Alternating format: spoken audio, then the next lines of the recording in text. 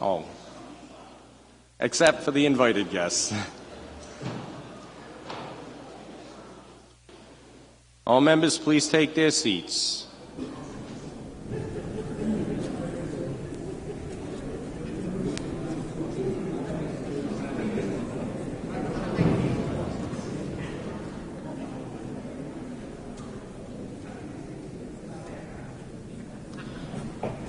The chair appoints the following committee to escort the Honorable President of the Senate and the members of the Honorable Senate to the House chamber to meet with the House of Representatives in joint session to hear the budget address of the governor. Representative Ackerman, Representative Almeida, Representative Barros, Representative Jacquard, Representative Kennedy, Representative Lima, Representative McLaughlin, Leader Morgan, Representative Ranglin Vassell, and Representative Shanley. The committee will please proceed to the Senate chamber.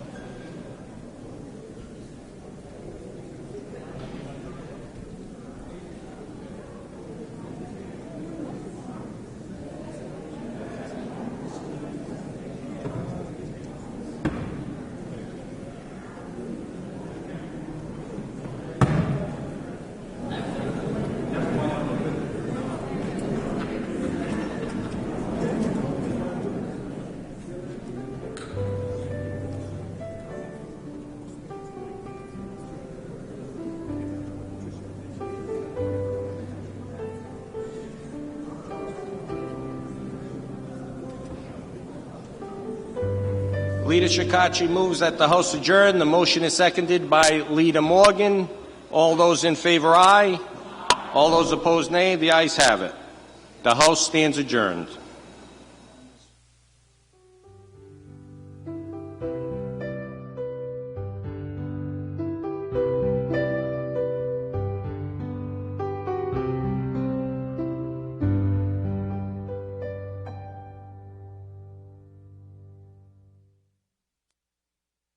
Await the arrival of the Senate.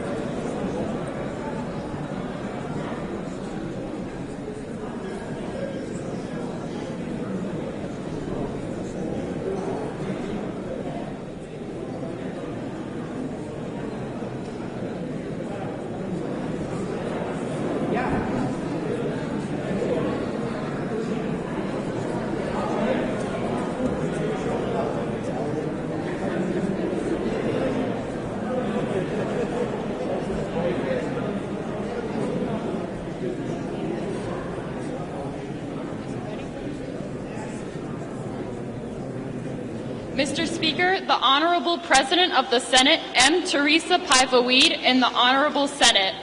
The House will attend to the members of the Senate.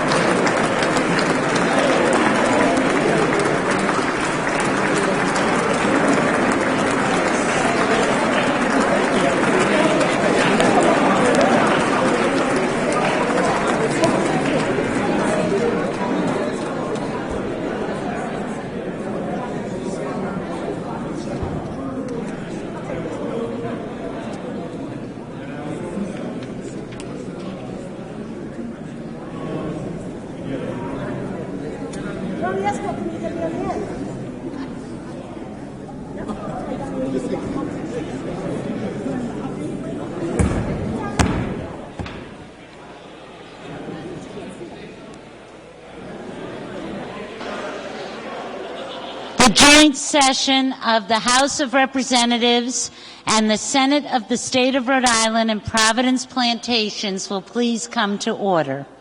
Members of the joint session will kindly take their seats. The guests will clear the aisles. The chair suggests that the reading of the roll of the Senate and the roll of the House of Representatives be dispensed with. Are there any objections? Hearing none, so ordered.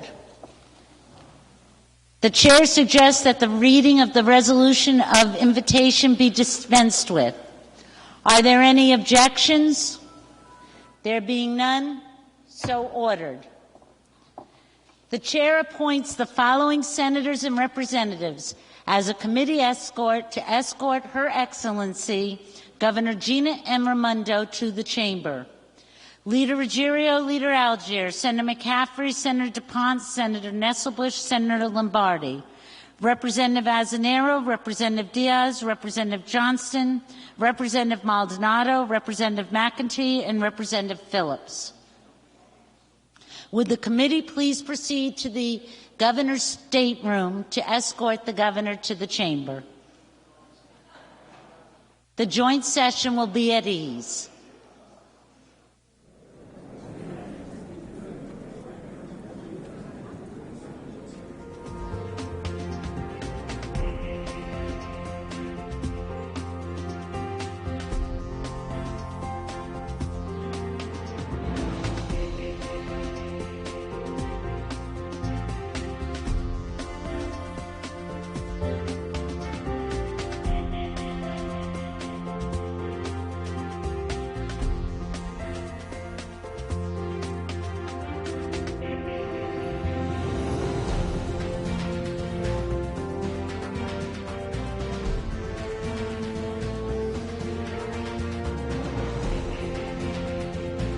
The joint session is called back to order. The chair recognizes the head page of the House of Representatives.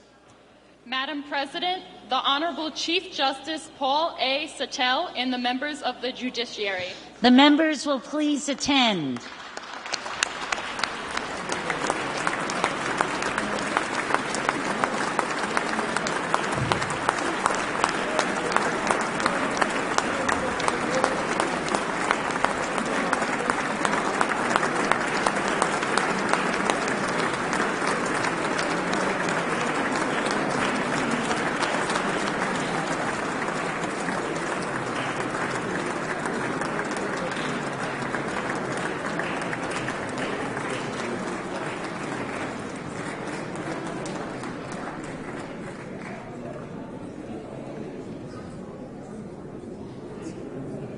Chair recognizes the head page.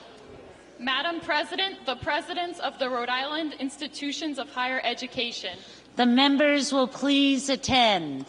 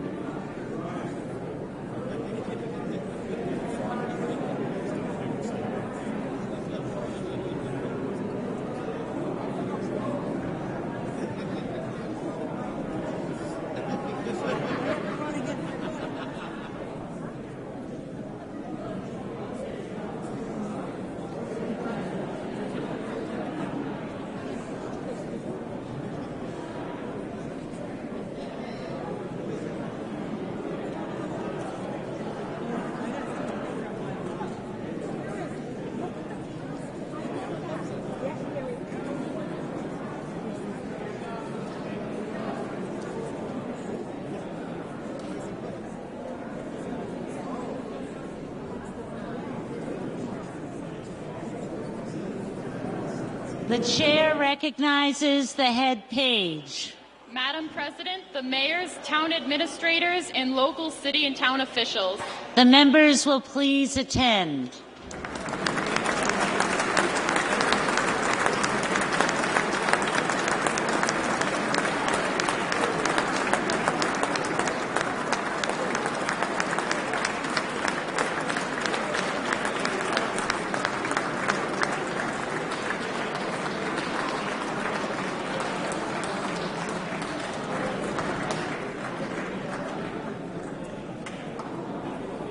The chair recognizes the head page. Madam President, the cabinet members and directors of the executive departments and quasi-public agencies. The members will please attend.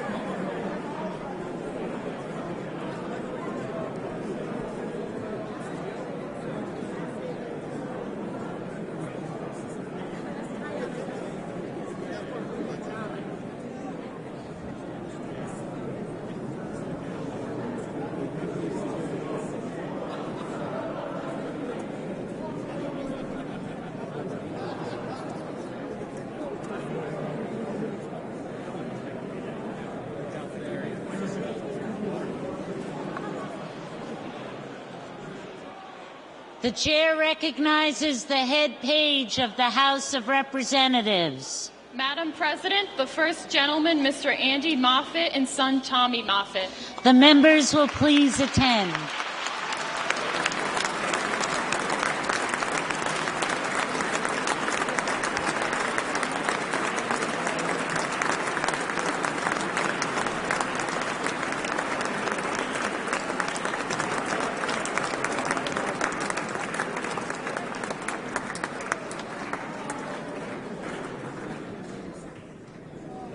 The chair recognizes the head page. Madam President, the Honorable General Treasurer of the State of Rhode Island, Seth Magaziner. The members will please attend.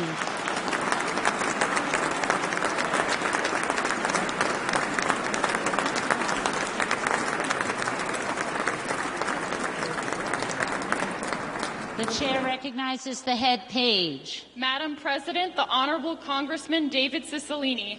The members will please attend.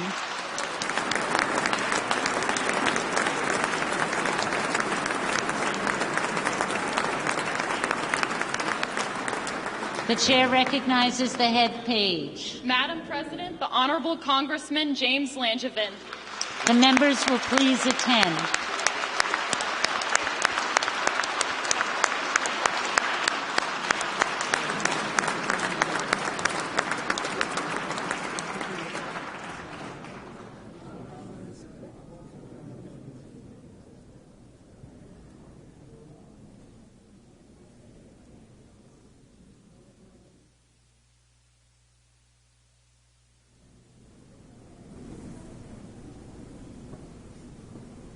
At this time, the chair recognizes the head page. Madam President, the Honorable Governor of the State of Rhode Island, Gina M. Raimondo. Will the committee please escort the governor? Members and guests of the joint session will please attend.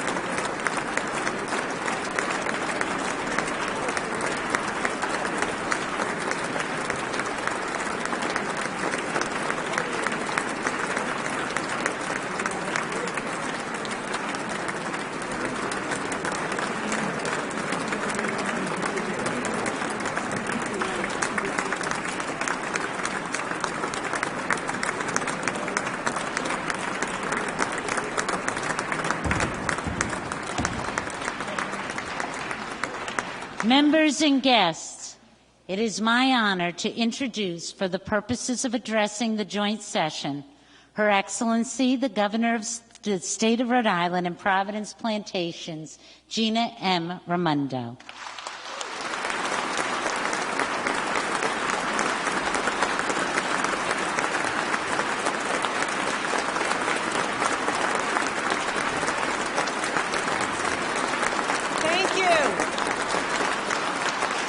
Thank you. Thank you and good evening. Thank you. Thank you and good evening. It's wonderful to be here this evening. Speaker Mattiello, Senate President Paiva, members of the legislature, our mayors and municipal leaders, the judiciary, our college presidents, members of my cabinet. We come together this evening to continue a long-standing tradition, a tradition that puts a focus on the incredible and remarkable responsibility that we have as stewards to our state. To our state employees, I say thank you. Thank you for the hard work you put in every day to serve the people of Rhode Island. And to my family, Andy and Tommy and Cece and my mother, thank you guys. Thank you guys for the love and support you give me every day that allows me to answer my own call to public service. And of course, to my fellow Rhode Islanders, thank you. Thank you for placing your trust in me. And thank you for this humbling opportunity to work on your behalf. At the end of last summer, I got an email from a Rhode Islander named Cindy Strain. She's a mom from Lincoln. Cindy told me that the economy was changing, and she was worried that her kids were going to have a tougher time than she did. I'm worried about that for my own kids. But she wanted for her kids what we all want for our kids, an opportunity. Her son, Christopher, enrolled in CCRI after graduating from Lincoln High School, and he worked hard, but college just wasn't for him. So after leaving CCRI, Christopher enrolled in and completed one of our new manufacturing training programs. Today, Christopher's employed full-time in a good job as a machinist at Greystone Manufacturing. Greystone Manufacturing is a local company that added jobs last year because of our new economic development incentives. Cindy and Christopher are here with us tonight as a reminder of the progress we're making and the promises that we have to keep. Thank you for joining us.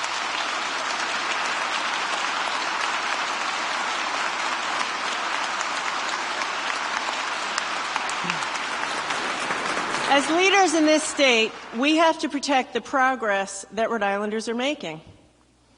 And we have to keep our promises to Rhode Islanders, who are asking nothing more than an opportunity to work hard. I'm going to quote Cindy's email. She said, Rhode Islanders just want a shot at a good job, a full-time job, a job with benefits, a job that has room for advancements, and a job people can make a career out of. My fellow Rhode Islanders, because of the hardworking, determined, and talented people of this state, because of the many companies that are investing in and expanding in Rhode Island, because we've come together to invest in ourselves, I stand before you this evening filled with optimism, pride, and hope for our future to tell you that the state of our state is strong and getting stronger every day.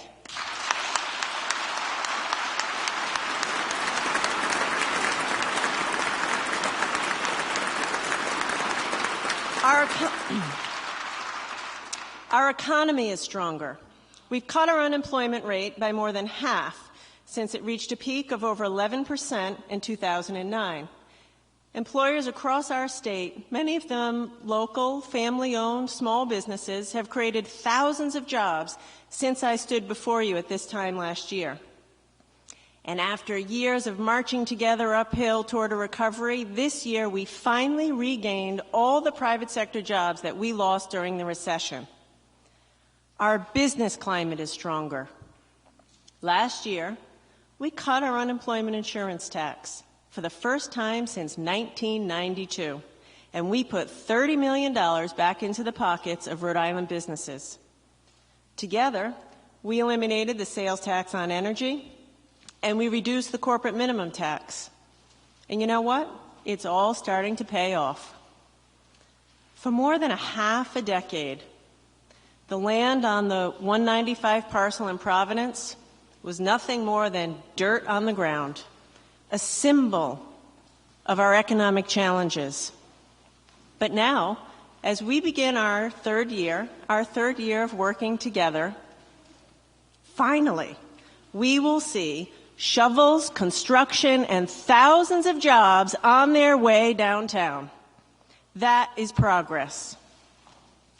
And because of the hard choices we've made together and the strategic investments we've protected, businesses are finally taking a fresh look at Rhode Island.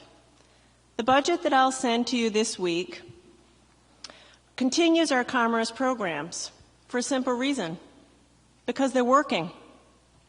For the first time in a long time, world-class companies like GE and Johnson & Johnson, they're choosing Rhode Island as a place they want to be, as a place they want to grow. And our local companies like AT Cross and Virgin Pulse and Electric Boat, they're all making a decision to stay here and add jobs here. I have to tell you, I love the work that I do, convincing companies to come to Rhode Island or expand in Rhode Island. You know why I love it? Because I believe in Rhode Island. I believe in our people. And I think these companies are lucky to be able to hire our workforce. So we're going to keep going. Our workforce is getting stronger. Thousands of Rhode Islanders are learning new skills to compete in our growing advanced economy. Last summer, I met a guy in Westerly at one of our new training programs, and he pulled me aside. He said, "Governor, thanks for believing you can teach an old dog new tricks. I do believe that. And I believe in him. And I am so proud of the thousands of Rhode Islanders with the courage and determination to learn new skills in the middle of their career." So the budget that I'm going to send you on Thursday protects and expands our investment in training programs so that every Rhode Islander can compete. Our infrastructure is stronger. Last year, working together, we passed the most comprehensive infrastructure plan in recent state history. It's no secret that our roads and bridges are some of the worst in the country. Every Rhode Islander listening to me tonight knows that. But now, because of roadworks, we're rebuilding our roads and bridges. By the end of this year, we will have started or completed repairs on nearly 120 bridges all over the state. That's a visible sign that working together, we're rebuilding Rhode Island. And you know what the best part is? In the process, we're putting thousands of people to work in good jobs, good paying jobs that don't require a college degree. Our schools are getting stronger, and our kids are getting a better, brighter shot at a future. To set all of our students out on the right path, we've made investments in their success. We came together 2 years ago to finally guarantee that every kid in Rhode Island gets to go to full-day kindergarten. And we've come together to make investments to triple the number of public pre-K classes. And by the end of this year, Rhode Island is going to be the first state in the country to offer computer science classes in every public school, in every city and town, all across our state.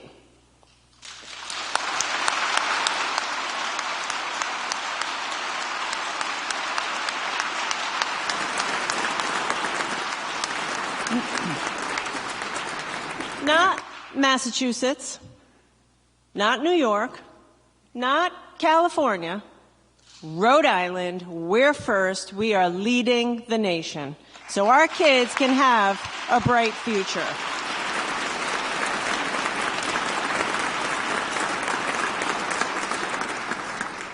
Our commitment to our environment is stronger.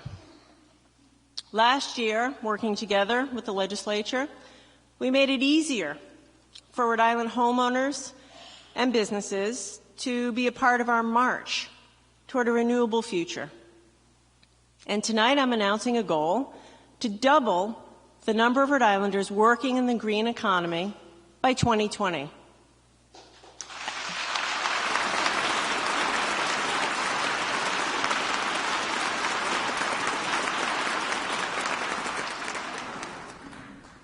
After all, we are the ocean state, so let's get together to protect our natural resources. And while we're at it, let's put people to work. And finally, our commitment to our veterans and our military families has never been stronger.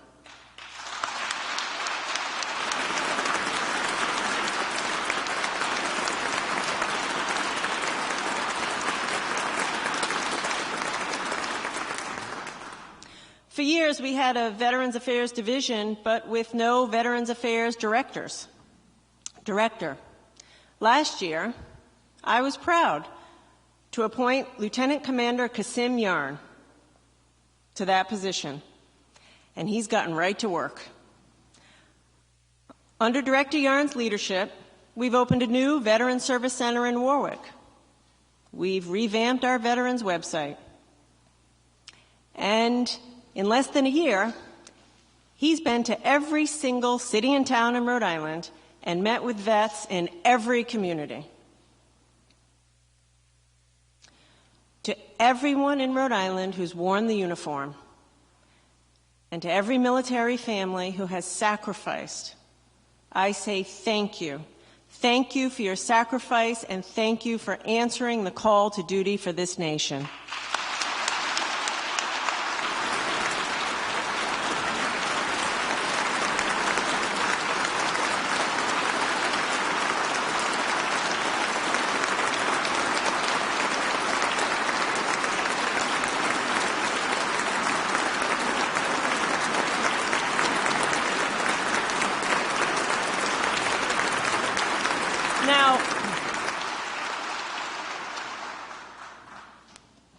Now, while we celebrate our success and our progress and the people who make our state stronger, the fact is we still face challenges. I share everyone's frustration, especially those who depend on government assistance, over the launch of our new social services computer system.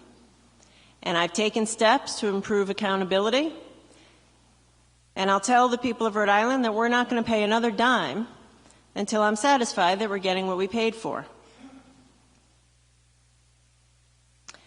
And tonight I come before you for the second year in a row with the heaviest of hearts to ask you to join me as we tackle the greatest crisis in the state of Rhode Island, which is the opioid overdose crisis. This is a crisis that's taking our friends and our family from us. This is a crisis that's taking friends and family away from us in every single city and town in Rhode Island.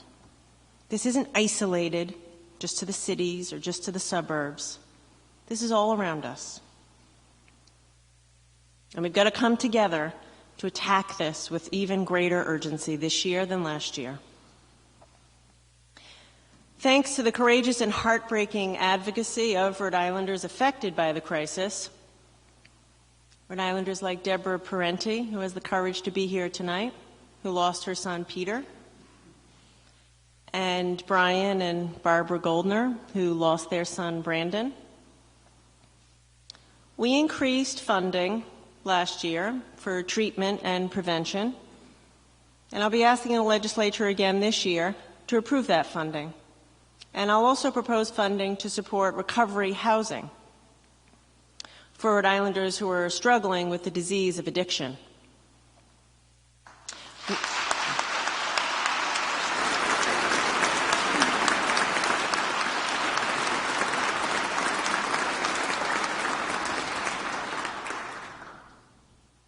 We are strong. We are resilient. We are compassionate. And we are not going to give up. We are not going to give up on this crisis. And we're going to come together to solve it for the people of Rhode Island.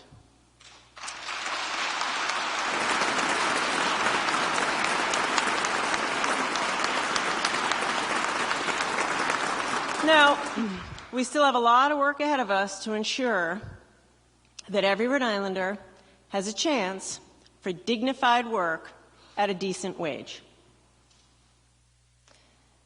When I was a kid, not that long ago, most people earned a high school diploma and they got a job. The deal was pretty simple. Go to high school, work hard, get a decent job to support your family. You had security. You could probably buy a house. You could even take a modest vacation. Maybe you took your family to the beach in South County or Block Island. There was dignity in work. There was pride in what you did and what you built. But for too many people in Rhode Island, that deal is now out of reach. So I say, let's invest in our middle class. I say, let's put that deal back on the table right here in Rhode Island. Because it was a good deal that provided security for the people of Rhode Island.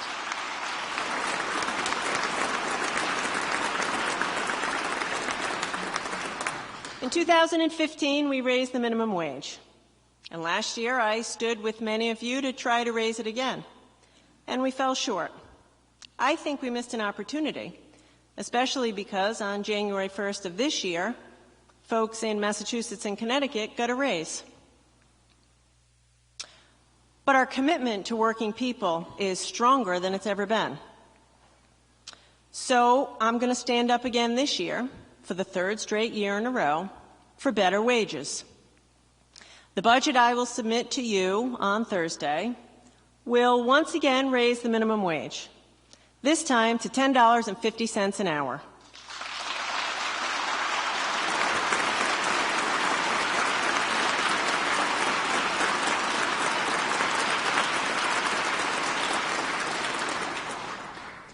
No one who works full-time should live in poverty.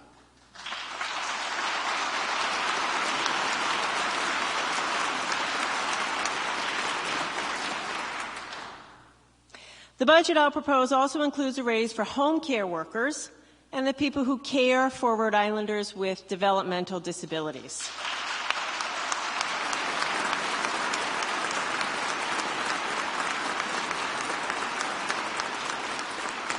These are the workers who ensure that the people we love live in dignity, and we should make sure we value their work. Last year, thanks to Senate President Paiva's leadership, we gave home care and direct care workers their first raise in nearly a decade, and I propose we give them another raise this year.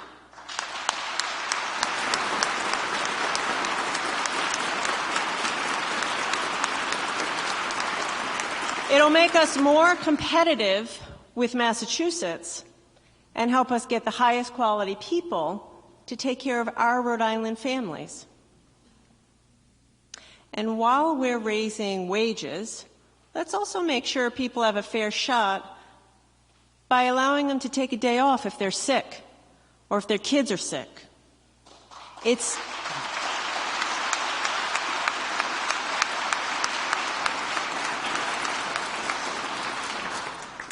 see, I think it's time to give every Rhode Islander an opportunity to earn paid sick leave if they're sick or if they have to take care of a sick loved one, parent, or child. Our neighbors all across New England, in fact, all across the country, in states run by Democrats and Republicans, are considering or have passed modern, common-sense, paid sick leave laws. So I say, let's make this the year that we do the same thing here in Rhode Island.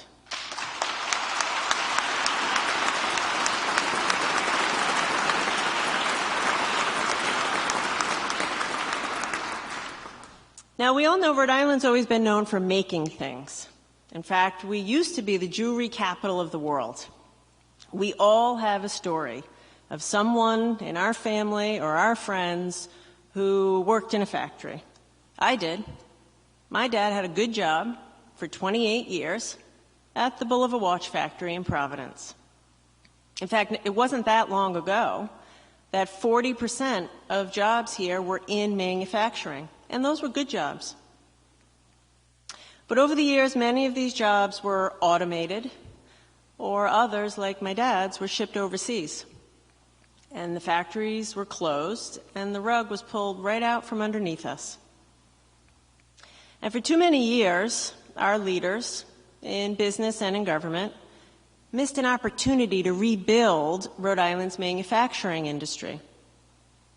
Just sat back and hoped that jobs like my dad's would come back, that the factories would miraculously reopen.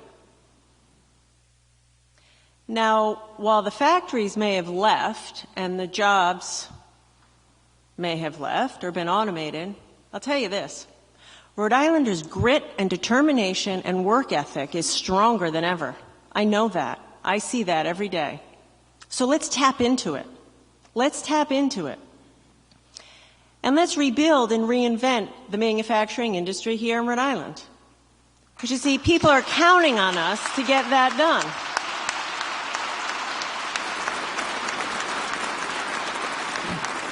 The budget that I'll propose will include a new manufacturing plan.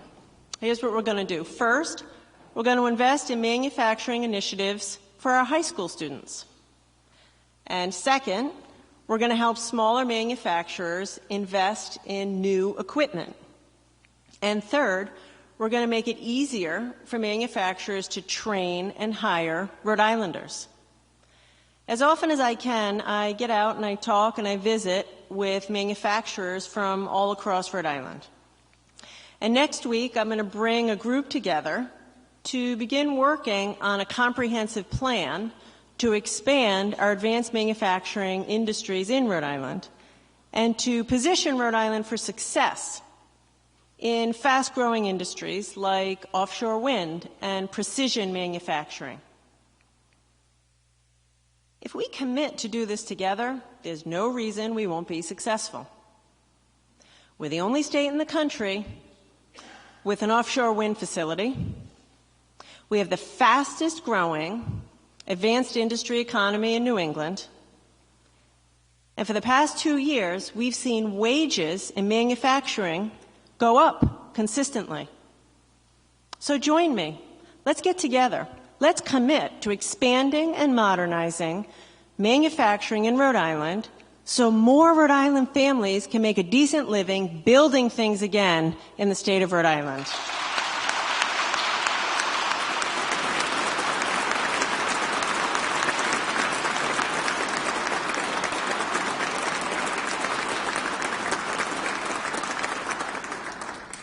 In recent years, we've made a series of tough decisions to cut our spending, and it's put us on more secure footing.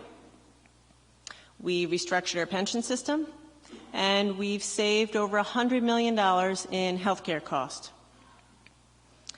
And I want to thank the legislature for working with me collaboratively in making those tough decisions. But because of that hard work, we're in a position now to give back to our hardworking people. For the first time in 5 years, most state retirees this year will get a cost of living increase.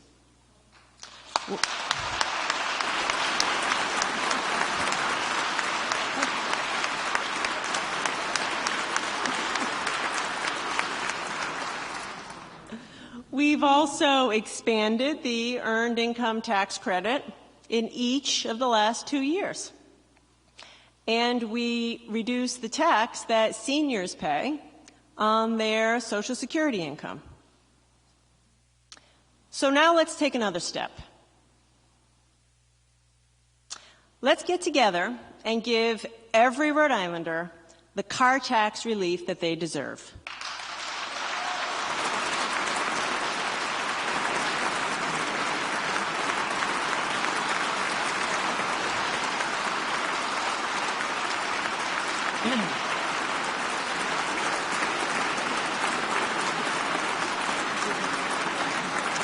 The budget that I'll send you on Thursday will cut every Rhode Islander's car tax by at least 30% and put over $50 million back into the pockets of hardworking Rhode Islanders.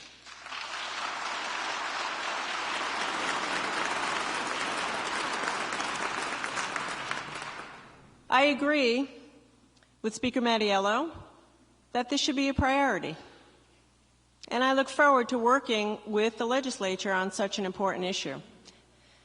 And as we come together to begin our work, let's commit ourselves to a reform that's fair, that's fiscally responsible, that's sustainable in the long run, and that provides relief for every Rhode Islander.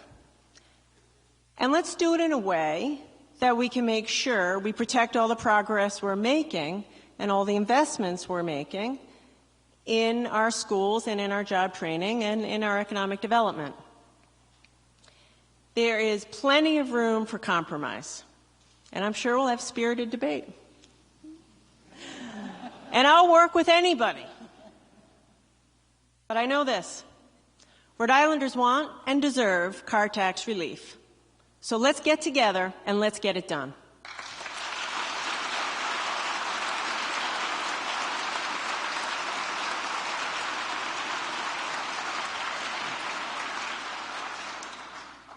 As we continue to invest in Rhode Island, we need to realize that our economy is changing. And we need to be honest with ourselves. It's changing in ways that are causing real challenges for a lot of people. And how we meet those challenges is going to determine our future.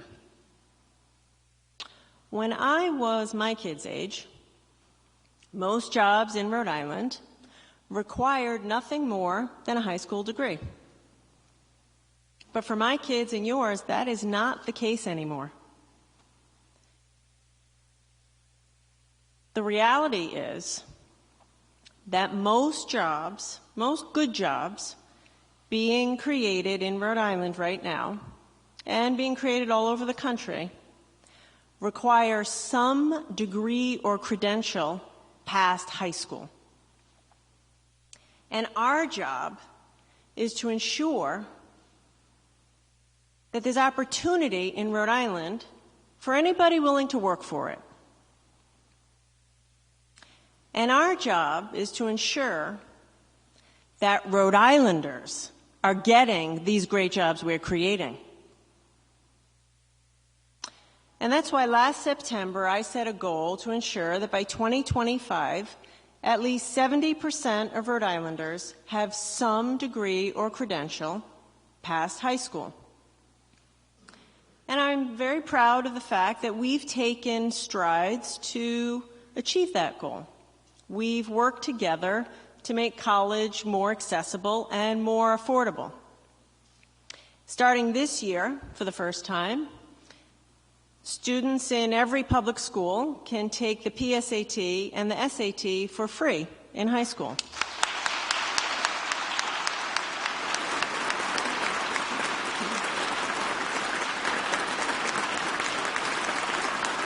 And we've started to provide student loan relief for recent graduates who live and work in Rhode Island.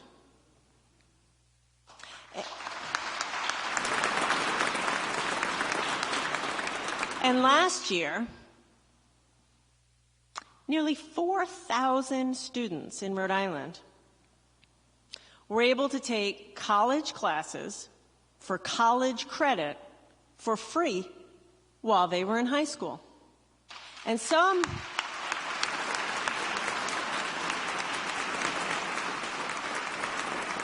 students have been able to get a whole semester of college under their belt for free while they're in high school.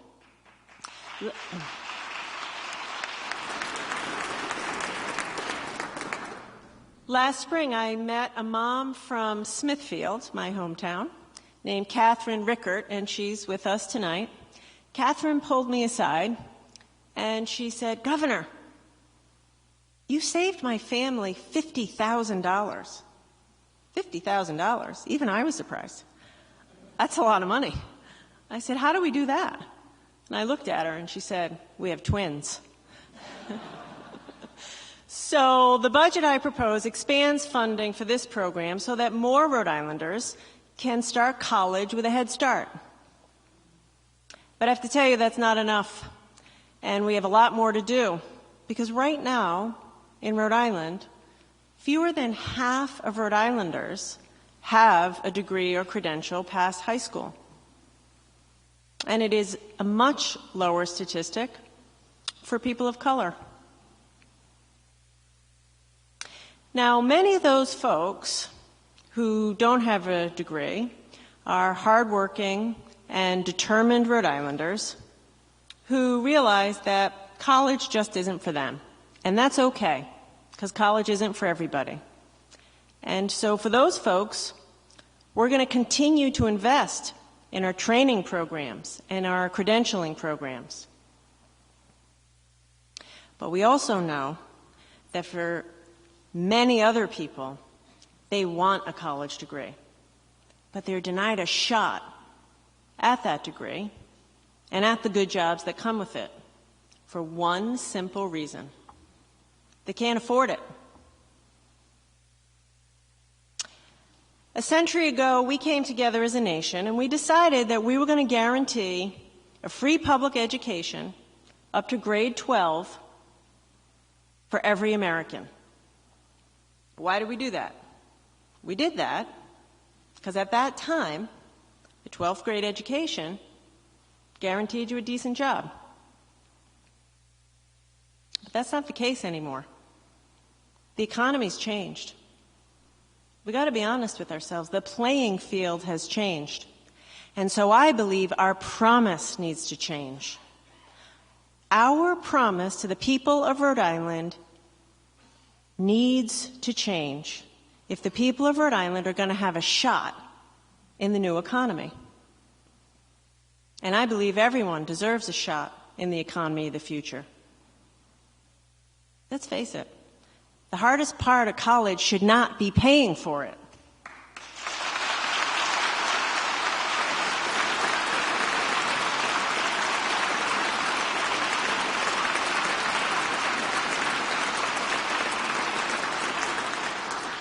So, tonight, I say we expand our promise to the people of Rhode Island. I say that we ensure every young person in our state has a chance to compete for the good jobs that we're creating. Tonight, I say we take charge of our future.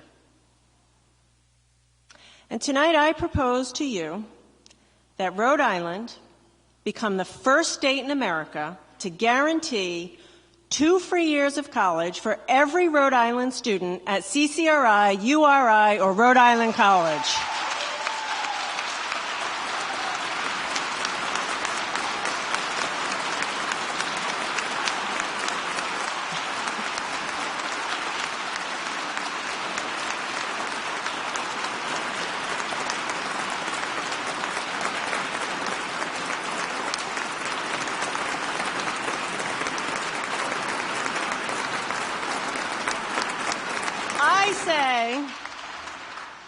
Let's make a new promise to Rhode Islanders.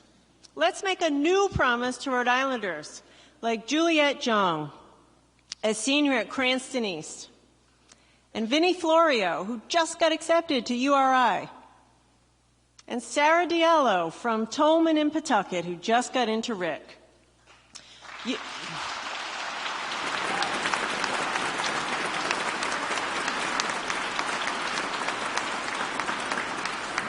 You can read the full plan and sign up to support it at freecollegeri.com. Rhode Islanders aren't asking for any special treatment. They just want a shot. Rhode Islanders just want a chance. They want to work hard and know that they have a chance to get a good job. They're asking us to protect the dignity of their work in uncertain times. And because of the tough choices we've made in recent years, and because of the success of our economic development, we can afford to do this. In fact, I'd argue we can't afford not to do this. We're up for this. Rhode Islanders are up for this. And I think we're counting on each other to meet the challenges of the future. It's who we are. It's what people are expecting of us. And as we confront uncertainty, and as we're confronting uncertainty all around us, let's hold on to our founding covenant that there's a place here for everybody. No matter what your gender or your race or your creed or where you're from or who you love, there's a place for you here. So let's come together as a community. Let's come together as Rhode Islanders. And let's dig deep. Let's dig deep and find the hope and the faith and the love and the resilience that it's going to take to make Rhode Island stronger. It's on us. It's on all of us. We are counting on each other, and I'm standing with you. Because together, we're going to strengthen this state. And together, we're going to meet the challenges, and we're going to build a better future for every Rhode Islander. We can do this.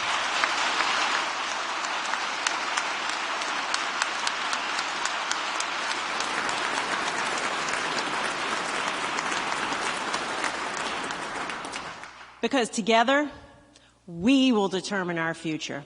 Thank you. God bless, and God bless Rhode Island.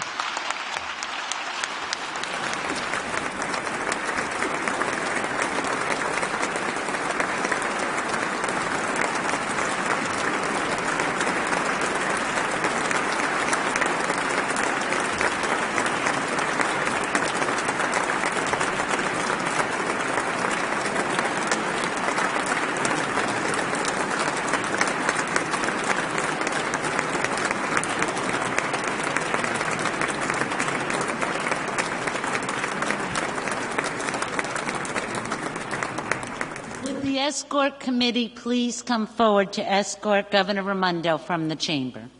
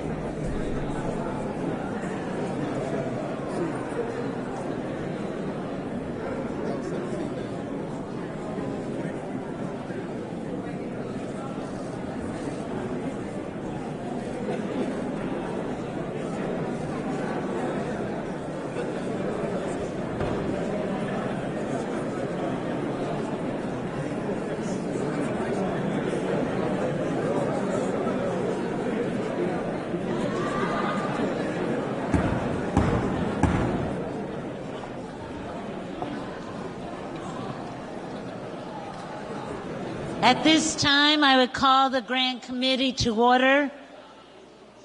Speaker Mattiello moves that this joint session adjourn, seconded by Senate Majority Leader Ruggiero. All those in favor indicate by saying aye. Aye. All those opposed, nay. The ayes have it, and the session is adjourned.